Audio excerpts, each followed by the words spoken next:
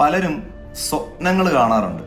പക്ഷേ ആ സ്വപ്നത്തെ ഒരു ഗോളാക്കി മാറ്റാത്തതുകൊണ്ടാണ് നേടിയെടുക്കാൻ കഴിയാത്തത്. ഒരു സ്വപ്നം എങ്ങനെ നമുക്ക് ഗോളാക്കി മാറ്റാം? നമുക്കുള്ള ആഗ്രഹം, അത് എന്താഗ്രഹമാണെങ്കിലും ആദ്യം നമുക്ക് വ്യക്തത അല്ലെങ്കിൽ ക്ലാരിറ്റി വേണം. കാരണം എത്ര മഹത്തായ ആശയങ്ങൾ കയ്യിലുണ്ടെങ്കിലും ക്ലാരിറ്റി ഇല്ലെങ്കിൽ നമുക്ക് ആക്ഷൻ എടുക്കാൻ പറ്റില്ല.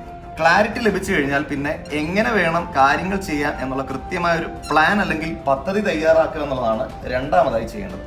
ഇതിനു ശേഷമാണ് നമ്മൾ പ്രവർത്തനത്തിലേക്ക് അല്ലെങ്കിൽ ആക്ഷനിലേക്ക് ഇറങ്ങേണ്ടത്.